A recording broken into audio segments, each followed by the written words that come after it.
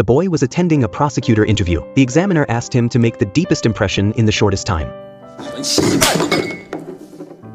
The boy successfully became a prosecutor and quickly became the pride of the entire school. However, just 6 months ago, he was still a good-for-nothing delinquent. One day, he came home after school and saw his father kneeling, begging for mercy, while a young man beat him up. He looked at him with admiration because standing in front of his father was a high-ranking prosecutor. With just one sentence, the prosecutor could make his father spend the rest of his life in prison. Even his arrogant father had to submit to the power. Watching this absurd scene, Jim suddenly understood something. He had grown up influenced by his father, using his fists to become the school's top guy. But once outside the campus, it was the most useless bookworms who became the true wielders of power. These people were unattractive but could make everyone bow down to them. Jim immediately made up his mind to become a prosecutor, but learning was pure torture for Jim. It was worse than the 10 greatest tortures. In less than 2 minutes, he had fallen asleep. Jim was frustrated with his studies, sitting by the roller skating rink, lost in thought. Then he noticed someone reading a comic. Suddenly, inspiration struck him, so he took out his textbooks and started looking through them. In this familiar environment, what was once hard to absorb suddenly became very simple. Jim suddenly found the secret to learning. The more chaotic the environment, the more efficient he became. So, whether it was fighting or eating, he always studied in the loudest environments. By the time the final exams came around, Jim actually came in first. Jim lived in a small rented room, burying himself in books every day. He had already signed up for the judicial exam early. But first, he wanted to gain some experience. To his surprise, the first time he took the exam, he passed with ease. When it came to the simple interview process, it was just a formality for Jim. He instantly became the pride of his hometown. Money and matchmaking proposals came pouring in, but Jim already had his own goals. Jim was caught up in a traffic accident. He was impatiently waiting in a taxi when a sports car suddenly pulled up in front. A commanding voice told the arguing parties to get out of the way. The two men weren't happy when a beautiful woman stepped out of the car. Her fiery personality and perfect appearance made Jim fall for her at first sight.